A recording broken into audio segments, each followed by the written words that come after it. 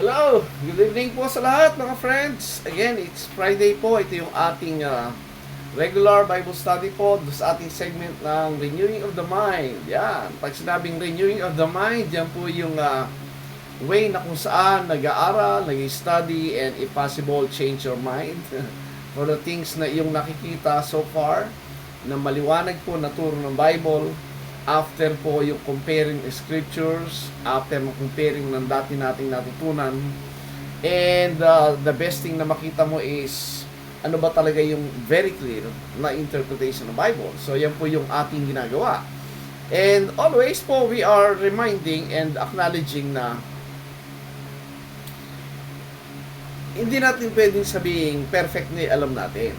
Right? Kaya continuous po yung learning, continuous study.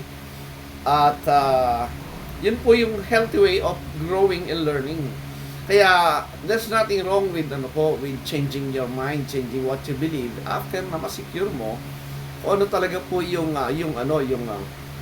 very clear supported by the scriptures, yung po tinatawag natin internal evidence, yung pong Bible. And pag sinabi external evidence, yung po historical facts, yung mga findings po outside of the book that that supports and confirm po yung laman ng ating Bible. So again po, thank you so much sa pakikinig at panonood po sa mga viewers natin. Okay, ang topic po natin is, again, I am refuting po yung teaching ng dispensationalism, yung mga futurist view. As I was saying, ito po ay naging dahilan po talaga ng violent thinking. Kasi po ang dispensationalism at futurism, ang hinihintay po nila talaga at ang kanilang in-anticipate ay violence.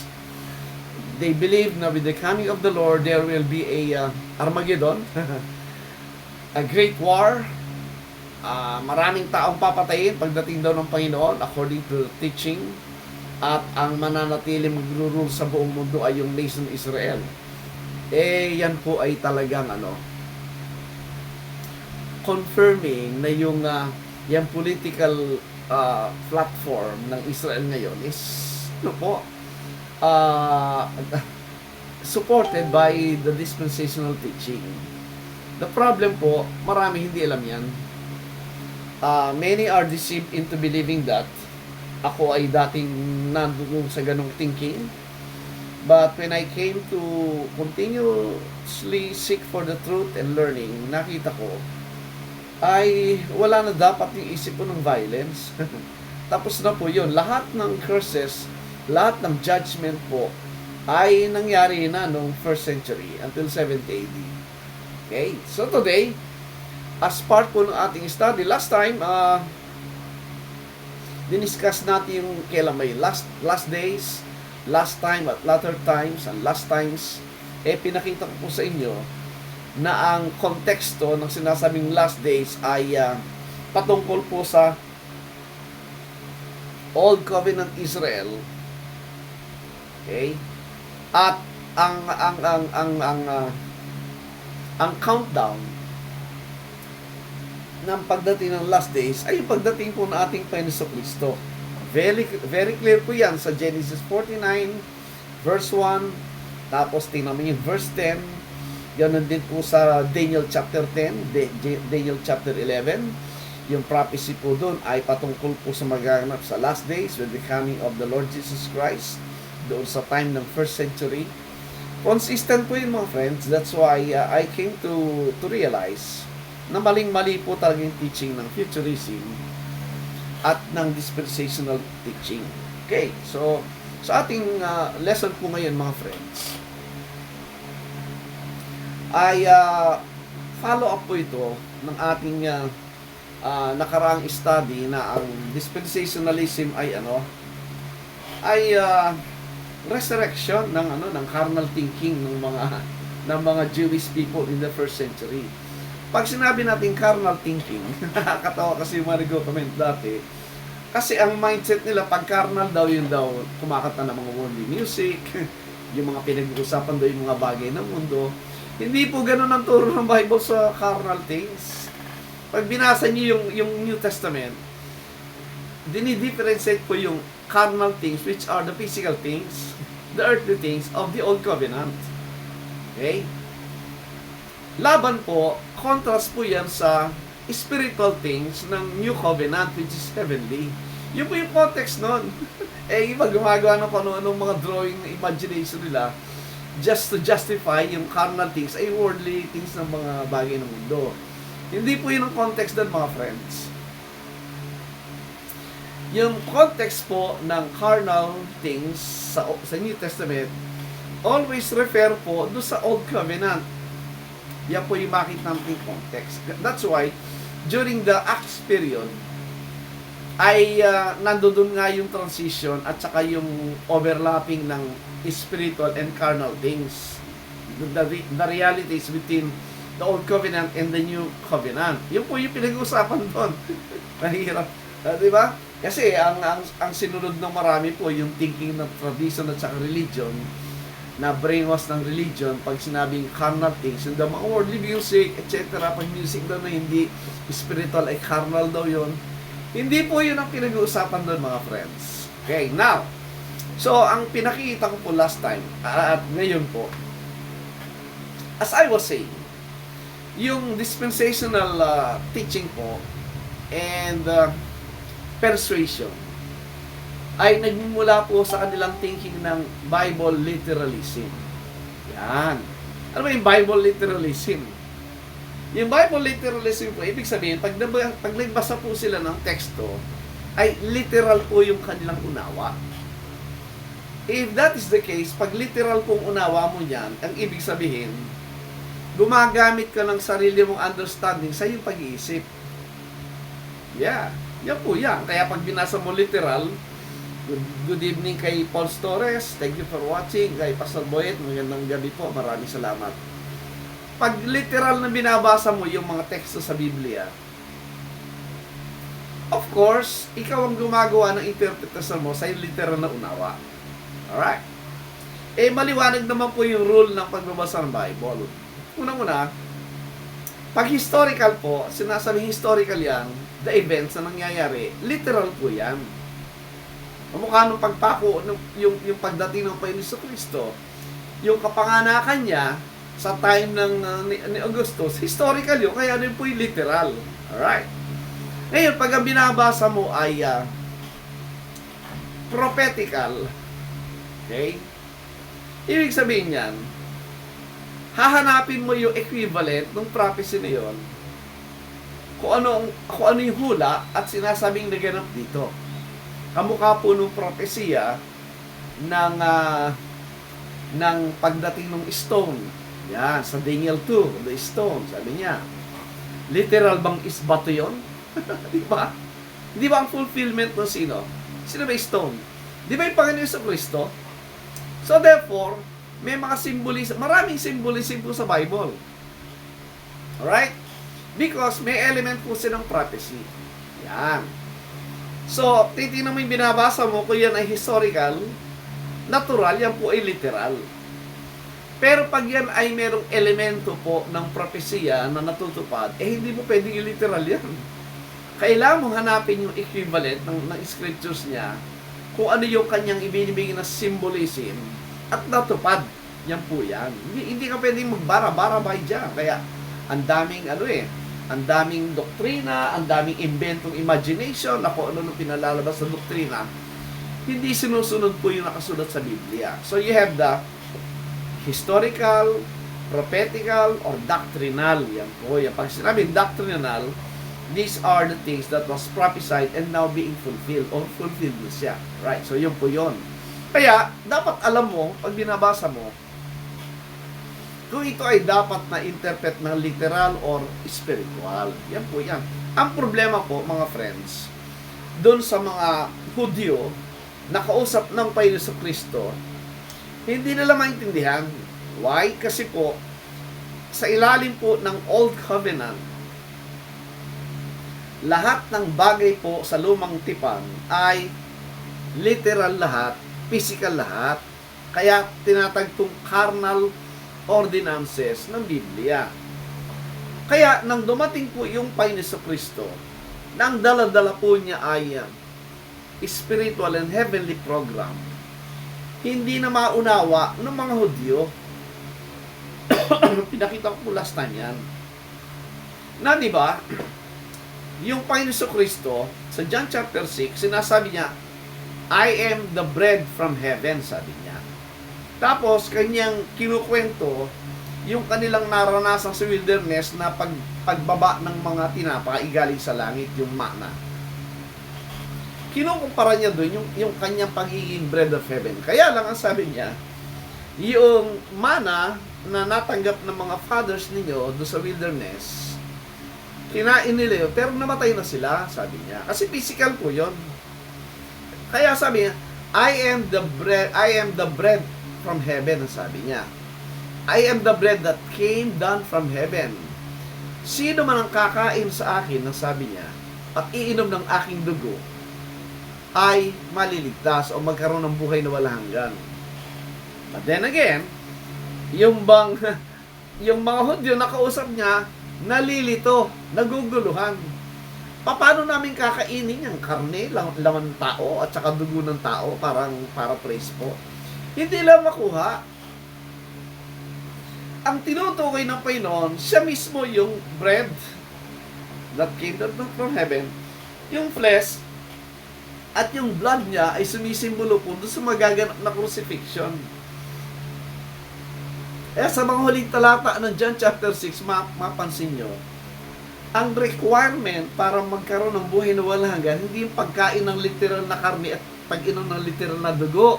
Kundi sabi niya, He that believeth on me hath everlasting life. O napunta na doon sa pananampalataya. Hindi yung pagkain, ano ba yan? Good evening kay Niel Likin Fernandez, thank you for watching. Di ba? Maraming instances po sa Messianic ministry o sa New Testament pagdating ng Kristo, hindi sa maunawa ng mga Hudyo kasi nga po, ang mindset ng mga Hudyo ay physical at earthly at carnal. That is why, nasasabi ko ngayon na kaya hindi maunawa ng mga futurist at dispensationalism teaching na ito. Kasi isip po nila yung carnal. Naghihintay sila ng carnal na pagtatayo ng temple doon sa Jerusalem, ng physical temple. Ang iniisip nila, magkakaroon uli ng physical sacrifices ng hayop, babalik uli daw yung law. Diba? Ang hinihintay nila is physical bodily coming ni Kristo. Wala pong pangakong ganon. Walang ganon. Kaya, nagkakaletse-letse po yung doktrina, kaya di mo napapasin. Ang daming gumagawa ng prediction kaysa sa ganitong date, dadating ang Kristo. Di ba? Since 500 AD po, merong mga humuhula na yan na dadating yung Kristo. Hinihintay yung pagbabalik niya. Kumusta 2026 na tayo ngayon? Ano ba yan? Ang dami pong nabiktima niyan. Hanggang ngayon maraming nabibiktima sa mga churches na yung isipan inilalagay doon sa ang ina-anticipate nila yung pagguno ng mundo, ina-anticipate nila yung mararapture sila, mawawala sila sa lupa, ina-anticipate nila matatapos ang sistemang ito. Ang dami pong napapahamak dyan, mga friends. Yung iba, pera, kayamanan, kasi nga naman na sinabing magugunan ng mundo, ibigay nyo na sa church yung pera nyo. Ayun, na nangyari, yung leader ang yumaman, sila naghihirap. Di ba ba? Yung mga young people na dapat mag-aaral, makakapagplano na maganda sa buhay, anong ginagawa? Ginaganyak na mag-aaral sa Bible school, dito na kayo sa Bible school, kasi malapit nang dumating ang Panginoon, maglingkod na lang kayo sa Diyos. Marami pong napahamak ako nakita dyan, at maraming naaabuso dyan. As we continue to study these things, nakita ko po yan. Kaya ngayon po, yung aking battle cry is this: kung naintindihan na po natin ang turo ng Biblia in a full preterist thinking, ikwento po natin sa iba para mabago po yung mindset nila. Yung po yung tinatag na renewing of the mind. Ngayon po, sa gabi ito, yung Book of Revelation na hanggang ngayon ay naguguluhan pa rin ang mga dispensationalist. Kasi nga, ginagamit po nila yung kanilang Bible literalism. Ibig sabihin, literal daw lahat ng nababasa sa Revelation. Kaya meron daw 7 dragons na literal. Tinan mo yung kababawan ng pag-iisip ko ng marami. Dahil nga hindi na ituro ng wasto at hindi nag-aaral. Ngayon, kung papansinin po natin ang Bible natin, sinasabi ko naguguluhan po ang mga dispensationalists hanggang hindi maintindihan po yung Book of Revelation, ay hindi na papansin yung yung first verse po, tinan nyo. The opening chapter and the opening verse, mapapansin nyo po dyan, ay inilagay po yung paraan, yung manner kung paano na ibigay po yung Book of Revelation at kung paano ito maunawa. Tingnan niyo po yung Revelation 1:1. Ang sabi dito, the revelation of Jesus Christ which God gave unto him to shew unto his servants which must shortly come to pass. Right? And he sent and signified it by his angel unto his servant John. Alam po ninyo, ang unawa po sa Biblia, natatanggap po yan kung honest ang nagbabasa at talaga nais mo makita yung katotohanan. Prayerfully, hingin mo sa Diyos yung unawa at ibibigay ng Diyos yan. And of course, i-analyze mo maigi mga bawat salita kasi mahalaga po yung bawat salita dyan eh. Dito po sa Revelation 1:1, unang sinabi niya, the revelation of Jesus Christ. Yan. Ito yung kapahayagan ng ating Panginoong Hesukristo. Pag sinabing revelation, madali pong maintindihan yan. Kaya nga revelation yan eh. Ang kabiligtaran po niyan, yung mystery eh. Okay. Yung mga dating bagay na naitago sa Old Covenant, sa Old Testament, ngayon po, nandito na yung kanyang kapahayagan. So, pinapahayag na ngayon. Hindi na tinatago. Kaya itong Book of Revelation, ito po ay unveiling, pagbubukas po ng katotohanan. Okay. Ano sabi niya? To shew unto his servants things which must shortly come to pass. Yan. Ang kapahayagan ito galing po sa Panginoon sa Kristo at sinabi niya, yung mga bagay na mangyayari sa madaling panahon. Maliwanag po sinasabi doon eh, which must shortly come to pass. Yan po, good evening kay Pastor Arman Toms. Thank you for watching. Kay Brother Neil Fernandez. Hindi po ba, sa opening verse pa lang po, dyan mo na matitest ngayon. Naniniwala ka ba sa nababasa mo o meron ka ibang nasa isip para hindi maintindihan at hindi mapaniwalaan yan? Di ba ba? Unahin natin. Pag sinabing revelation, pinapaunawa na po yan, hindi na tinatago. Kabaligtaran nga po yun ng mystery or secret eh. Ang sikreto po, tinatago yan. Pero pag sinabing revelation, hindi, binubuksan yan. Yan po yan. At ang sabi dito, galing mismo ito sa Panginoong Hesukristo. Kaya yung of, mahalaga po yung mga preposition every time na nagbabasa tayo. And then sabi doon, things which must shortly come to pass. Yun pala. Yung mga nakasulat pala dito, yung mga bagay na pinahayag pala dito ng Panginoon Hesukristo ay mga bagay na mangyayari sa madaling panahon noong isinulat. Kaya mahalaga pong makita natin kailan ba na isulat yung Book of Revelation. Diniscuss ko po yung last time na ang nangyayari pong debate ngayon between tinatawag na dispensationalist, futurist at sinasabing preterist ay doon sa kung kailan na isulat ang Book of Revelation. Pinakita ko last time na ang full preterist view, meron po siyang scriptural or internal evidence na nung naisulat po ang Revelation, ito inaisulat po before 7th AD. Anong katibayan? Pinakita ko yan sa Revelation 11 na nakatayo pa yung temple. Sa panahon na sinusulat ni Apostle Juan ang Revelation, nakatayo pa po yung temple. Sandali lang po.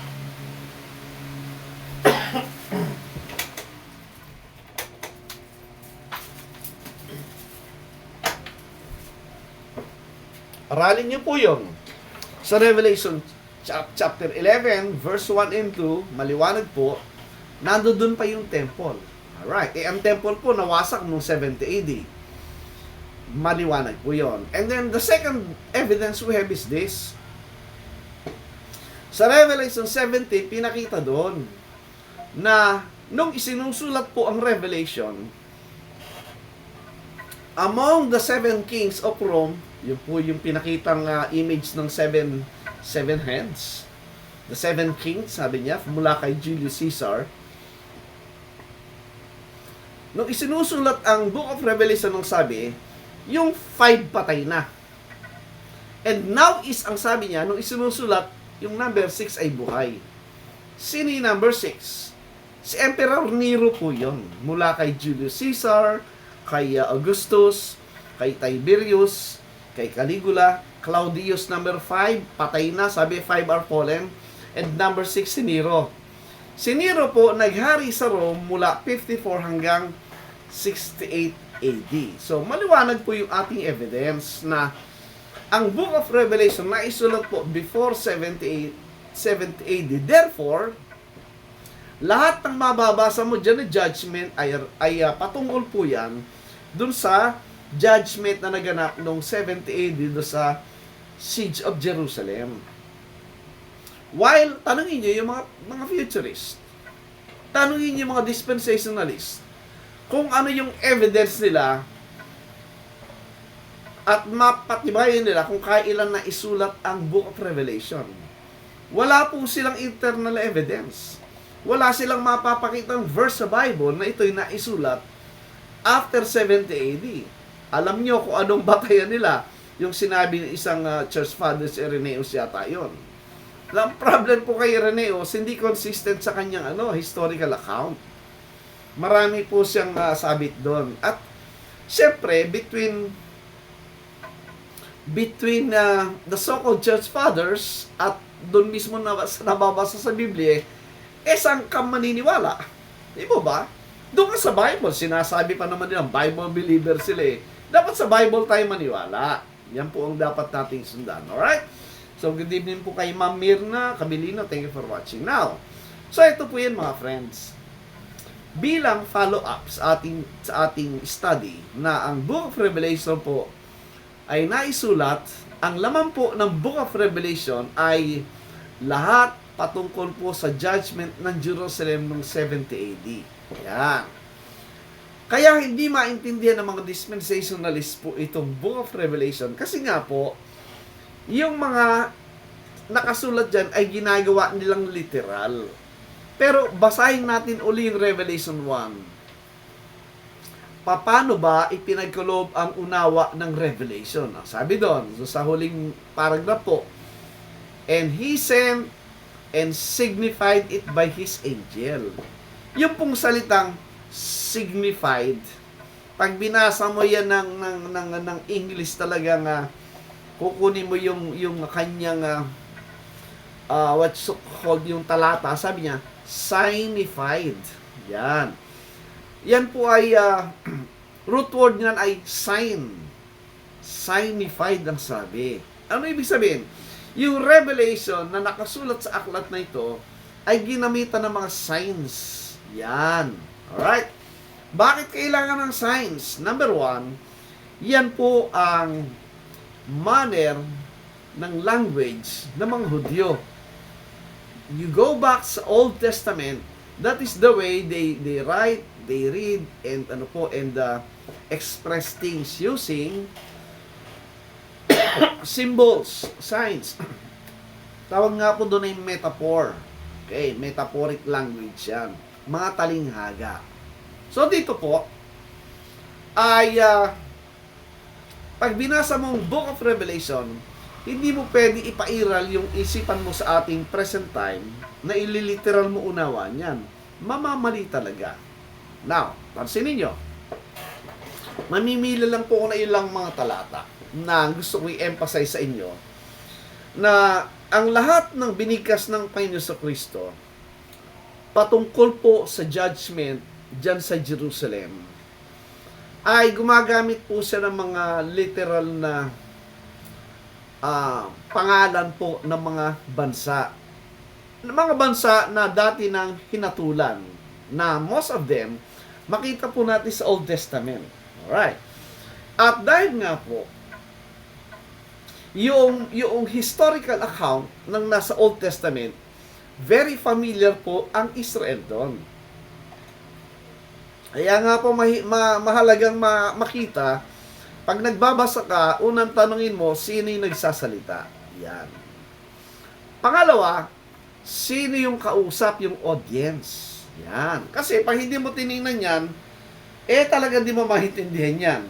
Pangatlo, anong pinag-uusapan? Yan. Those are the simple rules to learn and understand yung aklat dito. So, makita po natin, bakit mahalaga pong maintindihan yung trumpets? Di ba? Doon sa judgment na makita natin, ginamitan ng 3 kinds of presentation using 3 different types of judgment. Una, ginamitan po ng trumpets. Right? Ano ang implication po ng trumpets? O, tingnan po natin. Kaya nga po hindi pwedeng iliteral yung unawa ng Revelation kasi malilito po talaga yung magbabasa ng mga bagay nito. Yan. Dito po sa Revelation 14, makita nyo. Alright. Revelation 14, sandali po. Yung blowing of the trumpets. Di ba una, there is the opening of the seals. Yun, no? Revelation 8. Yan. In Revelation chapter 8, pakita nyo yan. There are things na very prominent with the sounding of the trumpets. Yung pong Revelation 8:6. Yun, mapansin nyo po yun. Dito po sa, di ba, merong seals, the 7 seals.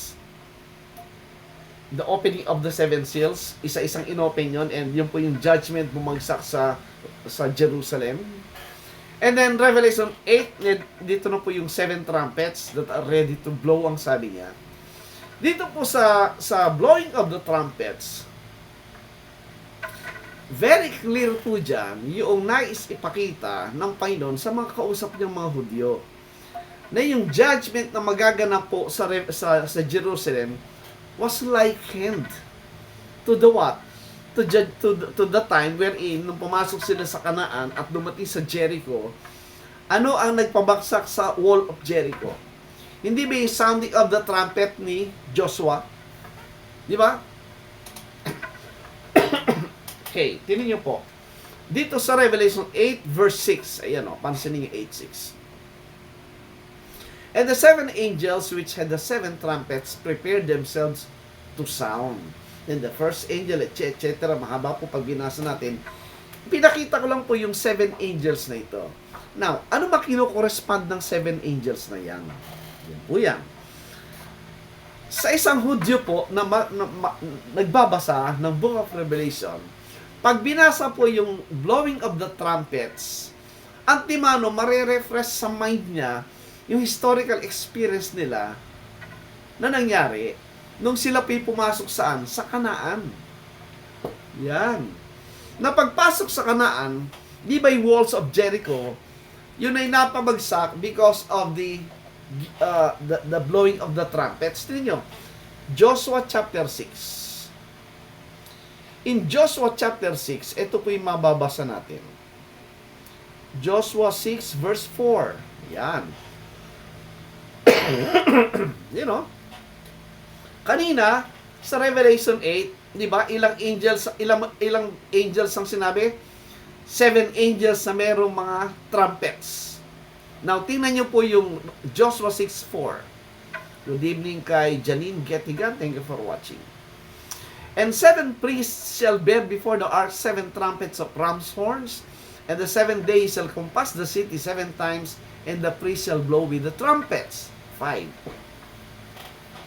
It shall come to pass that when they make a long blast with the ram's horn, and when you hear the sound of the trumpet, all the people shall shout with a great shout, and the wall of that city shall fall down flat, and the people shall ascend up, every man straight before him. Yan po.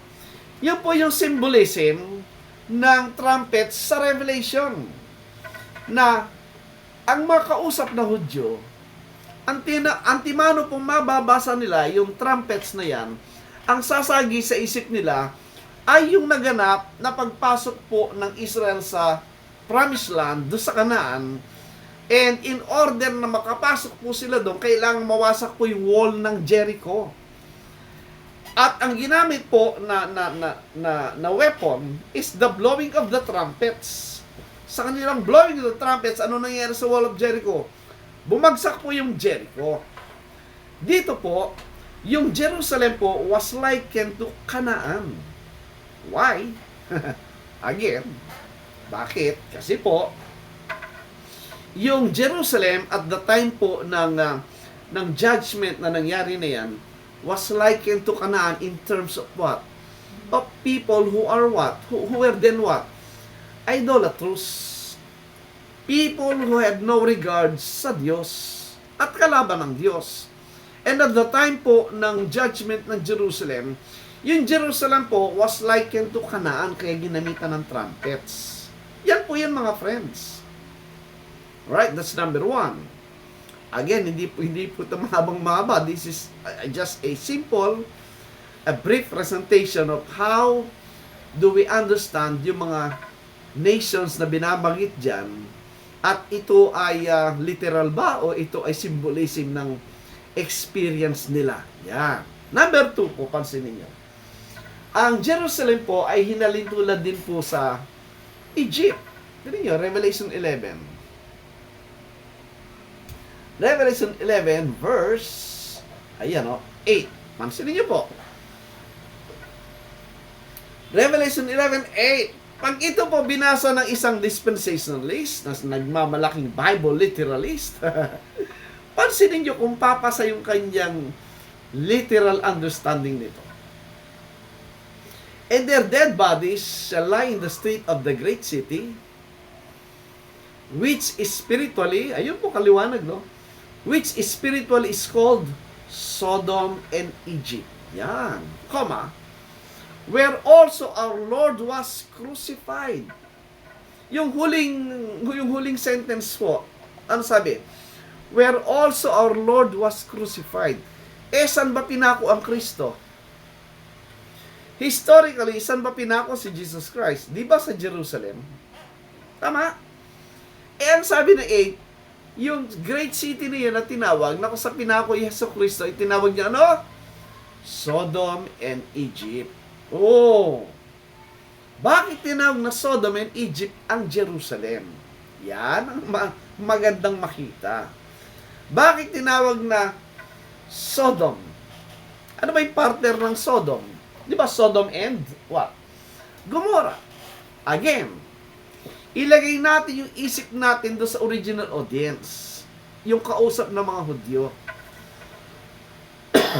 The moment na nabasa o narinig yan ng mga Hudyo, yung Jerusalem ay tinawag na Sodom and Egypt. Ano ibig sabihin?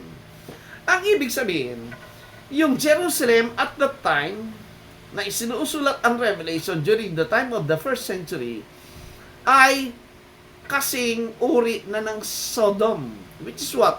A wicked place, wicked people. Remember, Sodom and Gomorrah? Again, po inulit ko, tayo po, anong malay natin sa Sodom and Gomorrah during that time of its writing? Wala pa tayo dyan eh. Yung mga kausap, very familiar sila sa mga places na yan, sa mga nations na yan. Because, ano ang prominent time ng Sodom and Gomorrah? Di ba sa time ni Abraham, na nagtawaran sila kung ilan ng righteous do sa Sodom and Gomorrah, walang matira. Kaya ano nangyari? Sinunog yun, di ba? Sinunog yung Sodom and Gomorrah. Again, going back to the mindset ng kanyang audience, alam nila yan. Na yung Sodom and Gomorrah, that's a place of wickedness, idolatry, and that's the place po ng judgment na kung saan sinunog yung lugar na yon. Therefore, itong Jerusalem na tinawag na Sodom and Gomorrah, ano ibig sabihin? susunugin po sila. Kamukha ng sa blowing of the trumpets, ano ibig sabihin? Mawawala yung depensa ng Jerusalem, yung wall of Jerusalem, which signifies yung kanilang defense and protection, mawawasak yun. At nangyari because of kanyang allusion do sa historical account nung pagpasok nila sa Kanaan, ginamitan ng trumpets yung wall of Jericho. Kaya bagsak yun. So, dito sa Revelation, ginamit pong symbolism yun kung ano magaganap sa Jerusalem. Ito rin, dito na naman sa 8, sa Revelation 11:8, tinawag na Sodom ang Jerusalem.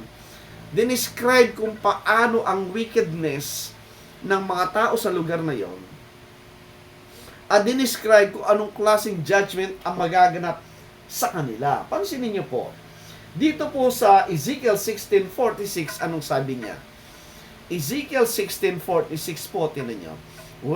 Going back sa Old Testament, makita natin that these people po na familiar sa laman po ng Old Covenant writings ay nasa isipan po nila yung event na yan sa Sodom and Gomorrah. Anong sabi? Ayan o, Ezekiel 16:46. Pattern po yan ng kanilang manner of identifying and describing yung kanilang condition as a nation at the time.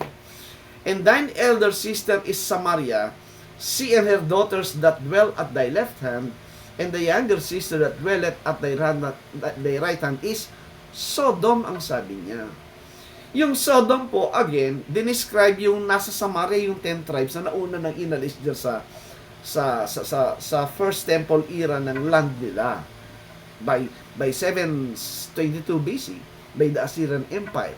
Pero tinan nyo, tinawag silang Sodom, right? Ganon din itong Jerusalem na sinasabing sister niya, ay ganon din ang naging kalagayan nang sila ay sumunod sa kanilang idolatrous practice. Kaya tinan nyo, sa Isaiah chapter 1 verse 9 po, tinan nyo. This is the language po ng Old Covenant and being fulfilled po sa New Covenant through the book ng Revelation. Tinan nyo, Isaiah 1:9.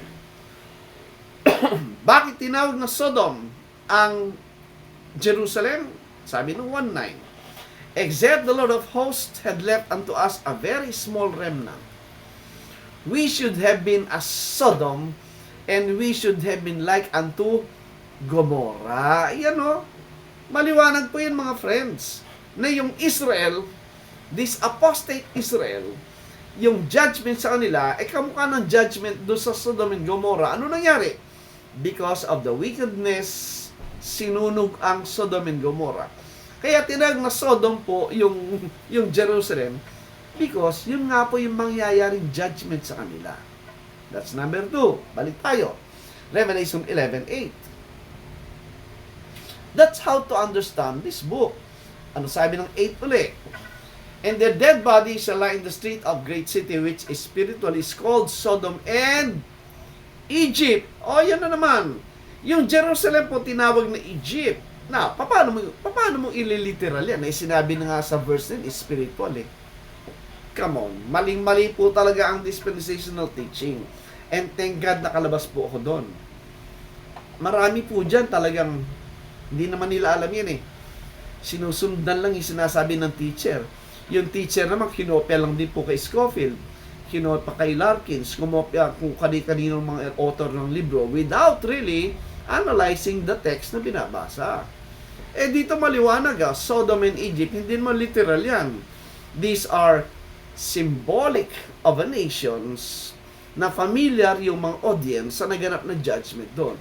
Eh yung Egypt, ang binagat ng Egypt sa natin makita na yung Egypt ay ginawang model at tinawag nga na Egypt ang Jerusalem because, again, dinidescribe yung spiritual condition ng mga tao sa Jerusalem during the first century na para na rin silang mga Egyptian that they are offering to different gods, they believe in other idols, etc. Kaya, anong mangyayari? Yung plagues po, tinan nyo, dun po sa Revelation, in Revelation, okay, Revelation 15, ito, Revelation 15, kaya, dito po sa Revelation, prominent itong sinabi sa 15:1, ayun no, Revelation 15:1, and I saw another sign in heaven, great and marvelous 7 angels, having the 7 last plagues, for in them is filled up the wrath of God. Again, yung mga Hudyo, nakausap niya, pag nabasa yung plagues, anong mangyayari? Babalik yung isip po niya doon sa panahon na sila yung naging captive o naging servant sa Egypt. Nang sila inilalabas ng Diyos, ano nangyari? Dahil nga, excuse me po, dahil nga ayaw silang palabasin ng Pero, ano nangyari? Nagbuhos ang Diyos ng 10 plagues doon sa Egypt. Kaya pag binasa mo yung 7 plagues po, kahawig po ng mga plagues na nangyari doon sa Egypt. Again, doon sa mga nakabasa nito, babalik isip nila yung mangyayaring judgment sa time nila ay para nangyaring panahon doon sa Egypt na pagbagsak ng mga plagues. Kaya po binabanggit yung Egypt dyan. So you have ilan na? Number 1, yung trumpets po. It was a symbolism of the fall of what? Walls of Jericho do sa time ng Canaan entry nila. So therefore, yung apostate Jerusalem is now being pictured in Revelation as like that Canaan country wherein ang mga dwellers po ay mga idolatrous people. And in order for them to occupy the land, yung wall of defense ng Jericho must fall down, and they use trumpets. There are 7 priests na may trumpet, and dito 7 angels. So, ano po siya? Counterpart. Ginamit na symbolism as like Canaan. Tinawag na Sodom and Gomorrah ang Jerusalem because, again, sa mga audience na yan na Hudyo, pag nabasa yung Sodom and Gomorrah, alam nila yan because that's part of their history. During the time of Abraham, yung Sodom was pictured as a wicked nation. And the type of judgment sa Sodom and Gomorrah was the burning of Sodom and Gomorrah. Di ba? Therefore, alam nila na yung Jerusalem, tinawag ng Sodom and Gomorrah because of the quality of the people, yung practices and belief, ay naging kahalintulan ng mga tao sa Sodom and Gomorrah. Therefore, the coming judgment is likened to Sodom and Gomorrah. Thirdly, tinawag na Egypt, yung Jerusalem.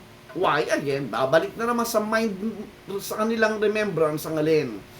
As a nation, alam po nila yan because they were as strangers, they were servants sa Egypt at the time, at nung sila ilalabas ng Diyos, and the Pero po, ang Pero ay hinahadlangan. Then, what God did?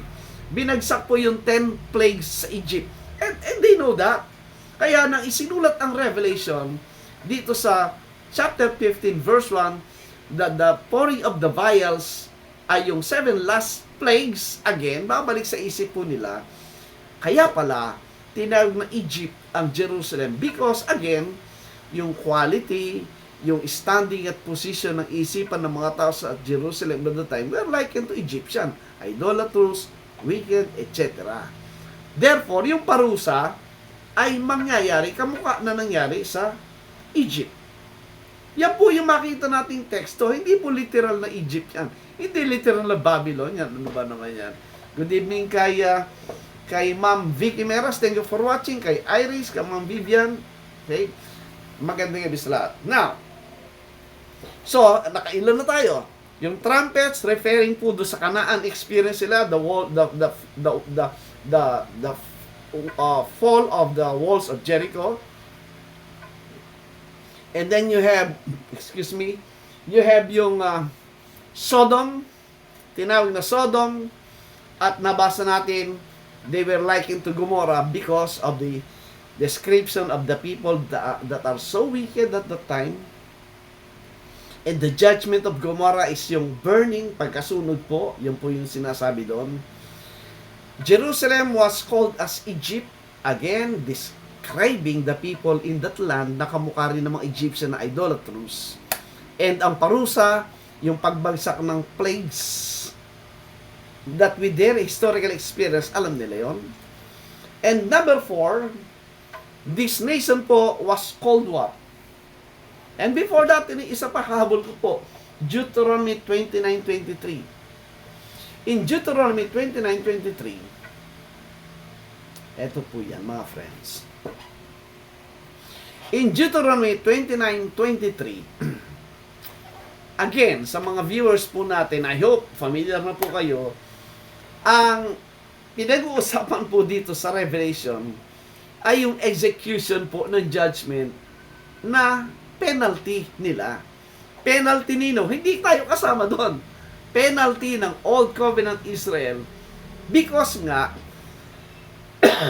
sa kanilang tinanggap na covenant ay meron pong blessing, right? At cursing. Kasi nga, ang Old Covenant po ay batay sa kanilang performance.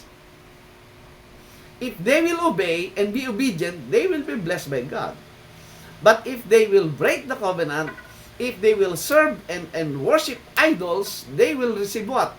Curses. Kaya di ba, sa pagdating ng Panginoon sa Matthew 23, ano sabi niya?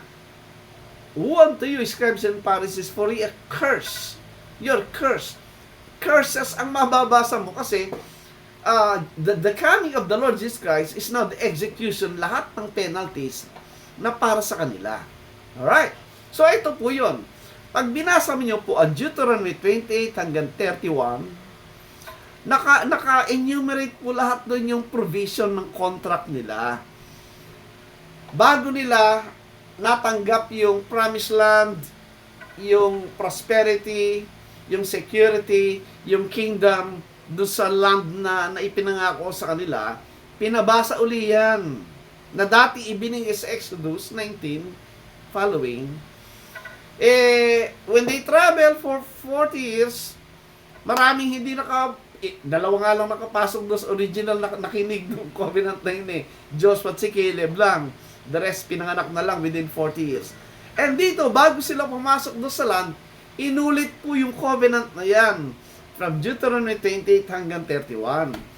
Again, inisa-isa na naman yan. If they will obey, you will be blessed. If you will disobey, you will be cursed. Yan po yan. And one of the curse dyan, the ultimate, nito sa Deuteronomy 29:23, that if they will break the covenant, eto yung isa doon sa curse nila. Deuteronomy 29:23, and that the whole land thereof is brimstone and salt and burning, that it is not sown nor beareth, nor any grass groweth therein, like the overthrow of Sodom and Gomorrah. Following yan, Admah, Zeboim, which the Lord overthrew in his anger and in his wrath. These are historical judgment of the different nations before the writing po ng covenant, and they experience this, yung kanilang line ng generation, alam nila yung nangyari na yan from Abraham, Isaac, Jacob, tuloy-tuloy yan. Alam nila history na yan. That is why yung covenant binigyan ng Diyos sa kanila was conditioned upon their performance. If they will fail, sabi, yung mangyayari sa land sa Jerusalem, kamukha ng Sodom and Gomorrah. I hope you're getting this, mga friends. Itong nasa Book of Revelation, hindi po ito applicable sa buong planeta. This Book of Revelation po, with all the plagues, with all the sounding of the trumpets, and the opening of the seals, the pouring of the vials, ay lahat pertain po do sa Jerusalem. At nangyari nga po yung 70 AD. Alright, now, so again, the blowing of the trumpets was reminding them of the Canaan invasion and the falling of the wall ng Jericho using trumpets, right? So therefore, ang Jerusalem at the time ay inalintulad sa Canaan, a place where people were idolatrous. Na kailangan palitan sila, right? Secondly, tinawag na Sodom ang Egypt because tinawag na Sodom ang Jerusalem because at the time of the writing, dinescribe na yung mga taong naroon, yung kanilang moral at spiritual condition na kamukha ng mga nasa Sodom or mas higit pa, yung kanilang wickedness. Pag nakita nyo po yung historical account ni Josephus, dinescribe po niya mga zealots, talaga namang nakakatakot at nakakapandiri at talaga nakasusuklam po yung mga zealots na naroon sa Sodom, nasa Jerusalem at the time. At mas worse po yun doon sa mga Sodomites. Ang Sodomites po kasi makita nyo, yung mga gay people na talagang gustong i-rape yung mga nakitang mga angels na lumabas parang tao. So and so. And, siyempre, pag nabagit ang Sodom, kakiba po yung Gomorrah. And that's yung binasa nating teksto, as part of the provision ng covenant, magiging Sodom and Gomorrah yung kanilang whole land if they will disobey and break the covenant. At nangyari nga po yun, di ba? So, yun po yun. And thirdly, tinawag ng Egypt itong Jerusalem because again, they were likened to the Egyptians. At pag binanggit ang Egypt in connection with their liberation from the servitude ng Egypt, ano maalala mo? The 10 plagues in Egypt, yung mga binagsak ng Diyos doon dahil ayaw silang pawalan ng pero, nagmamatigas, di po ba? So again, tinawag na Egypt ang Jerusalem because of the plagues na mangyayari sa Jerusalem na kamukha na nangyari sa Egypt. Yun po kasimple mga friends, hindi po sa literal na Egypt. Another one, the last one po. Ang Jerusalem po, tinawag na Babylon. Ito, Revelation 17. Ako'y, nung naalala ko, nung ako ay dating dispensationalist po. Kasi ang mga dispensationalist po, nagpapabago-bago yan kasi nalilito sila. Itong nasa Revelation 17, sabi ito daw yung Roman Catholic Church, di ba? Pero merong ibang dispensationalist ang sabi, dahil nabasa niya itong Revelation 17:5, ito, basahin natin. And upon her forehead was a name written, Mystery Babylon the Great, the mother of harlots and abominations of the earth. Sinabi ng mystery, ibig sabihin, hindi literal. Sabi-sabi ba naman ayan yung Iraq. Yung Iraq na yan, sabi, yan ang tinutukoy dyan sa Revelation 17:18 na hahatulan ng Diyos. Yan. Ang nangyari po, di ba, during the time ni Saddam Hussein, talaga namang nire-rebuild na yung Babylon doon, yung lugar ng Babylon doon sa Iraq mismo. Kaya lalong lumakas ang loob nitong mga friends nating dispensationalist na, tingnan mo, yan yung sinasabi sa Book of Revelation, yung Babylon the Great. Kasi i-rebuild uli yung Babylon. Ang nangyari, in-invade ng US ang Iraq. Ano nangyari kay Saddam Hussein? Namatay. Wala na. Inabandon na naman lang yung turo na itong Babylon ito, yun ang Iraq. Kasi nga po, ang dispensational eschatology or doctrine of the last things, hindi naman Bible ang batayan. Ang pinagbabatayan po, yung current events, yung nasa newspaper, yung balita, kung ano nangyayari sa Middle East, yun po yung kanilang interpretation, which is very, very wrong and out of bound. Ito pong Babylon na ito, in Mystery Babylon na ito, walang iba kundi po yung Jerusalem. Anong katibayan? Ayun po, verse 6, baba mo lang ng konti sa Revelation 17:6. Sabi, and I saw the woman drunken with the blood of the saints and the blood of martyrs of Jesus, and when I saw her, I wondered with great admiration. Ito palang Babylon na ito, guilty siya sa pagpatay sa mga saints at yung mga martyrs ni Jesus Christ. Ibig sabihin, ito yung mga believers. Okay, ngayon, magpapalusot yung iba, yan yung Roman Catholicism. Bakit? Kasi marami raw pinatay yung Roman Catholic na mga Christians. Ah, that's the historical fact according to them. Well, totoo naman yun, pero sila ba yung tinutukoy na Babylon the Great dito? Huwag kang matatapos sa verse 6. Kasi sa 18, tinan niyo. Yung mga pinatay dyan na tinutukoy, sa 18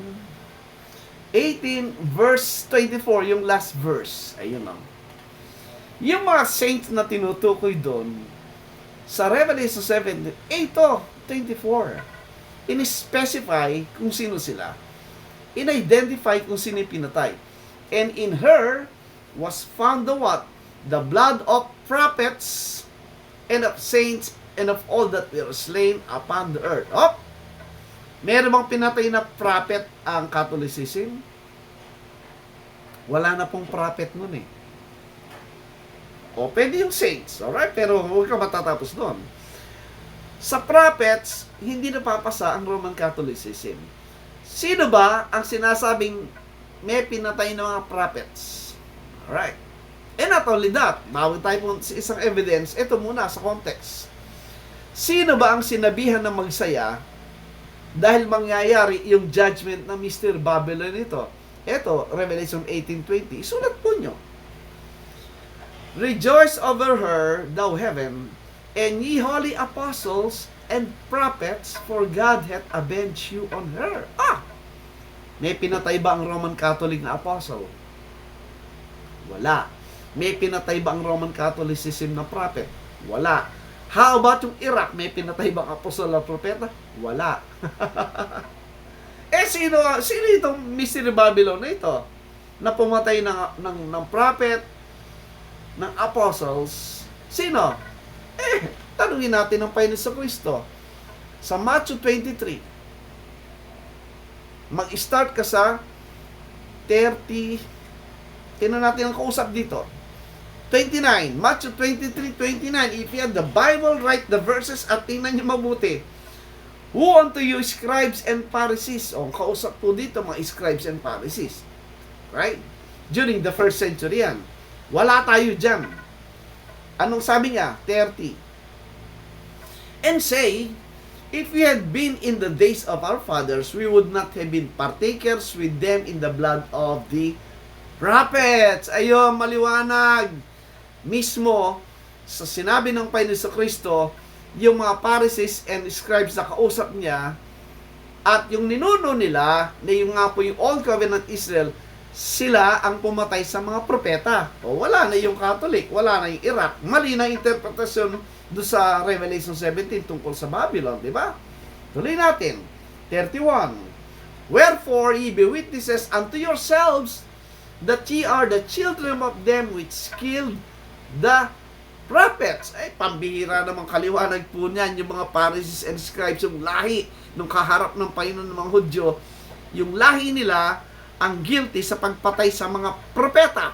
Walang propeta pinatay sa Babylon, sa Iraq. Walang propetang pinatay ang Roman Catholic Church. Wala.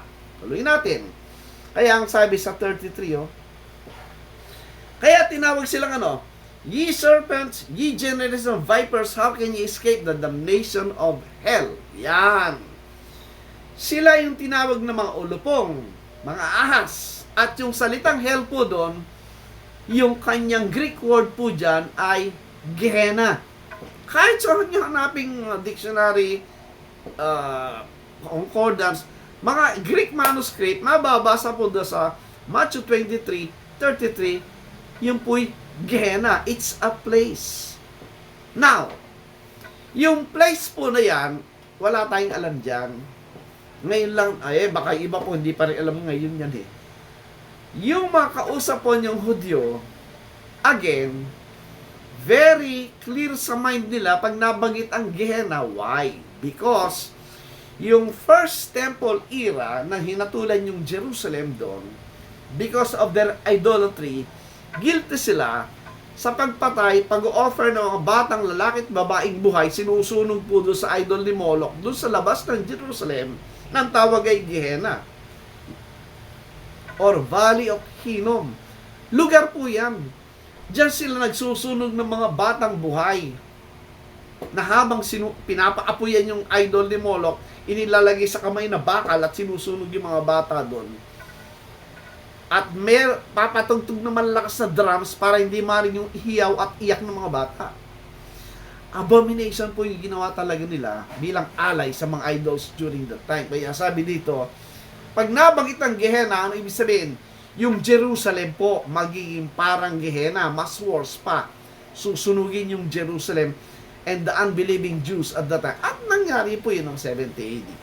Around 1.1 million Jews died dun sa burning of Jerusalem noong 70 AD. I-search nyo po sa YouTube, makita nyo naman yan. 34. Wherefore, behold, I send unto you. Again po, paulit-ulit. Ewan ko ba't hindi yata maintindihan ng mga dispensationalist yung simple grammar, yung second person plural pronoun ng kausap, ayun yung you. Wala po ni isa sa atin yan nando sa you. Ang you dyan, kaharap ng Panginoon sa Kristo. Wala po tayo dyan. Na ano sabi? I send unto you prophets and wise men and scribes, and some of them ye shall kill and crucify, and some of them ye shall scourge in your synagogues and persecute them from city to city. Wala tayo dyan. Ang kinakausap dyan, na dadanas ng kapaghitian ng kamukha ng Gehenna, yung mga pumatay na yan. At nagpahirap. 35. That upon you may come all the righteous blood shed upon the earth, from the blood of righteous Abel unto the blood of Zechariah son of Barachias, whom ye slew between the temple and the altar. Ito po yung sinabi sa Revelation 17 kanina. Na lahat ng pinatay sa earth, which is the land, yung pong Israel, yung Jerusalem, guilty sila lahat doon. Sila yung sisingilin doon. Kaya ang sabi sa 36, Verily, I say unto you, isipin mong mabuti mga kaibigan, kasama ka ba sa iyo nung isinusulat at sinasabi ng Panginoon Kristo yan? Wala ka dyan. Wala tayo dyan.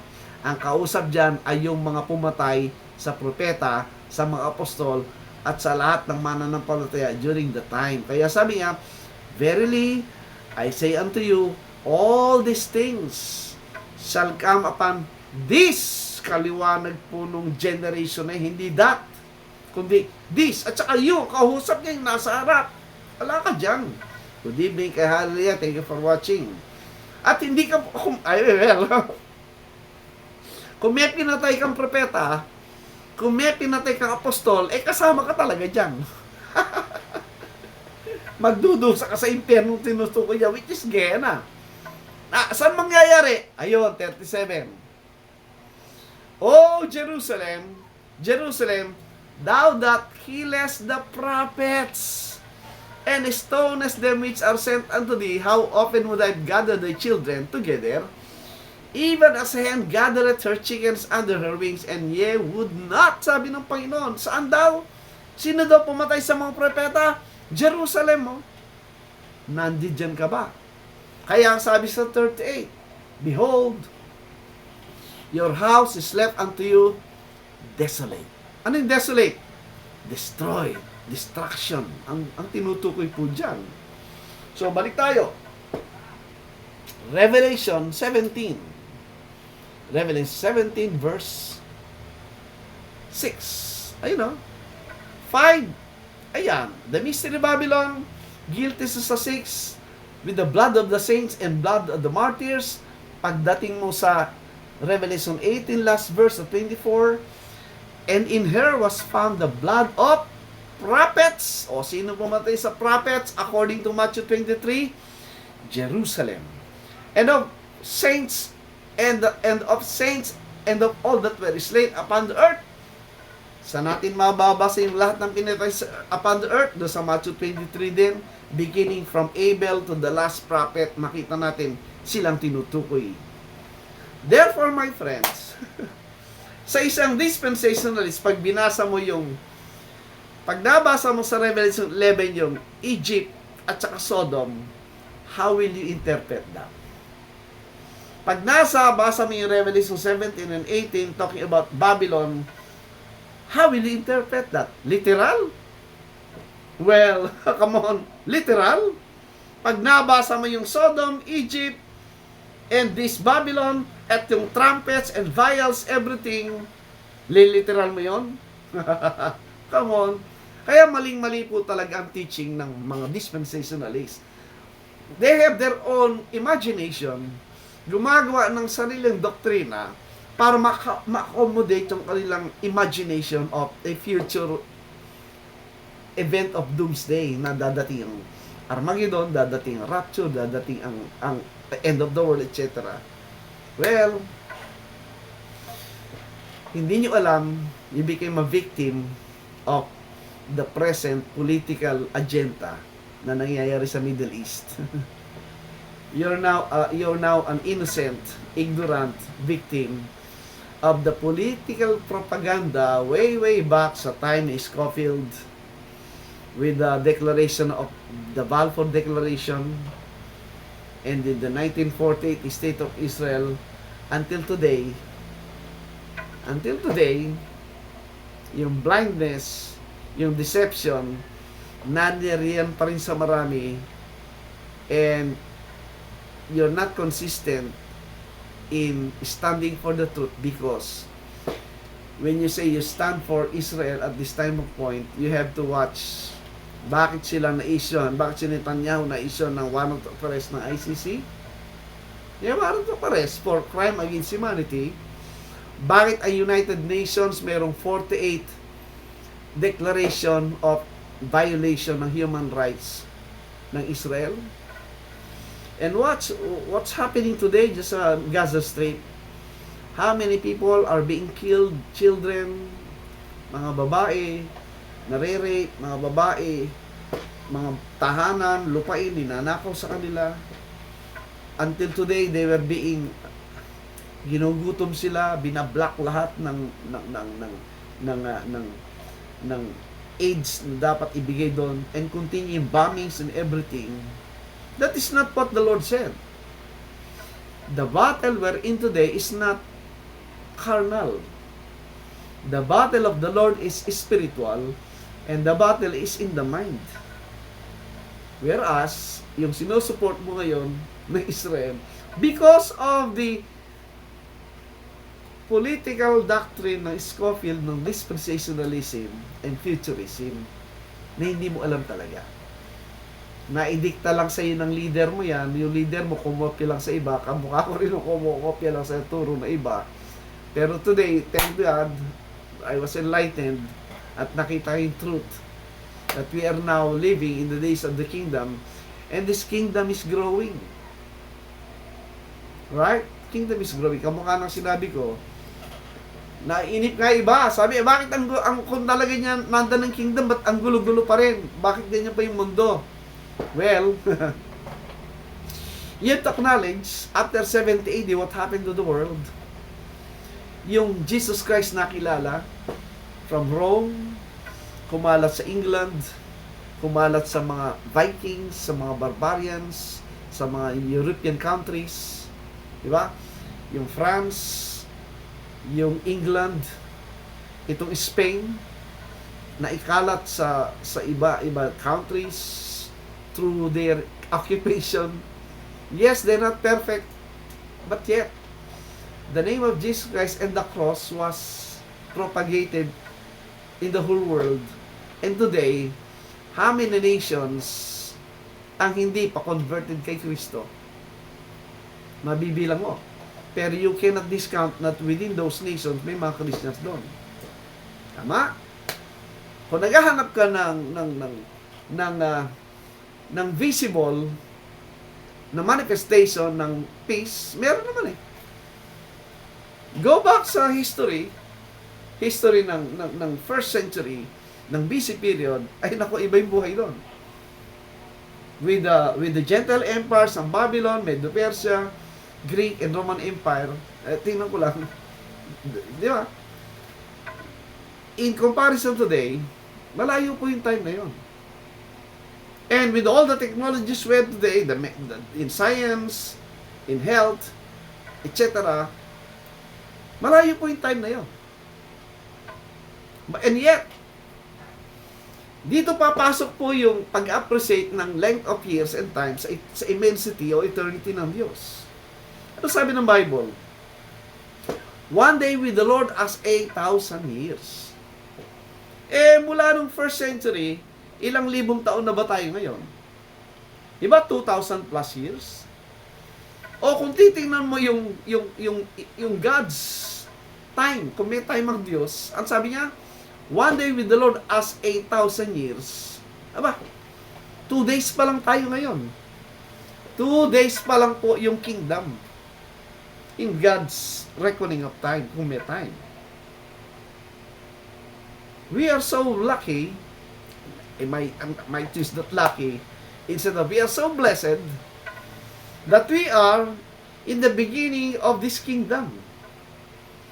And we have this great opportunity to be a part to minister and testify of this growth ng kingdom by preaching what? The gospel of Christ. Kasi, yun po yung entrance ng tao sa kingdom of God. The kingdom of God is now existing in the midst of this physical world. You have the physical world, and in the midst of this, nandun yung spiritual world. Hindi po malayo yung langit. Hindi malayo yung heaven. Nandiyan lang ang Diyos in the spiritual realm. Right? Last po, pakita ko sa inyo yan. Acts 17:25. Ito sabi ni, malayo ba ang Diyos? No? Acts 17, verse 24. Yan. Okay. Ano sabi yan? God that made the world and all things therein, seeing that He is Lord of heaven and earth, dwelleth not in temples made with hands. Alisin nyo na sa isip nyo, yung mga building tahanan ng Diyos, hindi. Ang tahanan ng Diyos, yung mga mananampalataya, hindi yung tinayong building. Kaya sabi sa 25, neither is worship with men's hands as though He needed anything, seeing He giveth to all life and breath and all things. Anyone who can appreciate and acknowledge itong 25 na ang lahat pertaining to life galing sa Diyos, you will seek God. Hahanapin mo ang Diyos. And you would like to know that God na pinagmula ng lahat sa iyo. 26. And hath made of one blood all nations of men for to dwell on all the face of the earth, and hath determined the times before appointed and the bounds of their habitation. Ito yung 27, tinan niyo. That they should seek the Lord. Yes, you should seek the Lord. If haply they might feel after Him and find Him, though He be not far from every one of us. That's God. Hindi po malayo ang Diyos. Kasama natin ang Diyos. Naririto, kasama natin naririrahan. If you appreciate the mercy, the blessedness of God in providing life and everything that we have in this life, hahanapin mo siya. Kikilalanin mo siya. Pasasalamatan mo siya. Sasambahin mo siya. At paglilingkuran mo siya in this time of the kingdom. That's the challenge po sa ating lahat, mga friends. Ang dispensational teaching tinuturo sa iyo, wala ang Diyos sa lupa, nando sa third heaven. Napakalayo. Ang Diyos ng dispensational system ay napakalupit magdadala ng higmaan at distraction sa pagbabalik. Just like what's happening today. That's the kind of God ng dispensational teaching. Hindi papasa po yan sa teaching ng Bible. Hindi papasa yan sa tamang interpretation at pagbabasa po ng Biblia. That is totally against the time of God's ministry today, which is what? Not condemnation, but reconciliation. Kaya kung totoo, yung sa Middle East na yan ay sa Diyos, hindi gera ang ilalaban nila. Preach the gospel of Christ. The problem, they hate Jesus Christ, they mock Jesus Christ, minumura yung Diyos ng Bible. How can you support that? How can you stand with that kind of Israel? They are not the Israel of God. The true Israel of God is the body of Christ, which is the Lord Jesus Christ.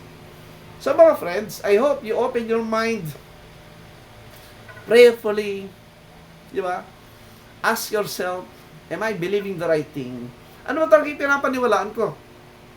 You should ask yourself, Ano ba talaga ang pinapaniwalaan mo kung meron? At saan galing yan? And continue seeking, continue learning, and you will find things as you will be blessed. Alright? So again, thank you so much. I hope naging blessing po sa lahat ito. At one thing po I invite you to do and encourage you to do is continue to search. Continue to study. Huwag kayong mako-confine sa turo ng religion. Magpapakulong kayo doon. Magiging biktima po kayo. Continue to ask question, continue to seek, and continue to compare, and you will see the reality, the truth of everything that God wants to reveal to you if you're honest enough and sincere enough to find these things. So let's close with a prayer. Lord, again, thank you so much sa aming biyaya sa buhay na aming tinanggap mula sa iyo. Napakabuti mo, Panginoon, sa amin lahat. Patuloy ka mangusap sa amin through this means of studies, internet, and I pray, God, na marami pong marating, marami pong ma-encourage to study and be liberated from the bondage po ng religion. Sa iyong biyaya, sa iyong pag-ibig kami umaasa sa pangalan ng Panginoon Jesus ng Dalang. Amen. Alright, so again, thank you so much po sa ating kapatid na si Jeron Garcia. I-mail ko pa lang bukas, Brad, yung iyong St. Peter Life Plan. Yung mga wala pa po dyan, kumuha na kayo. Maganda po pinaghahandaan natin yung bagay nito. So, thank you so much po sa lahat. God bless us all.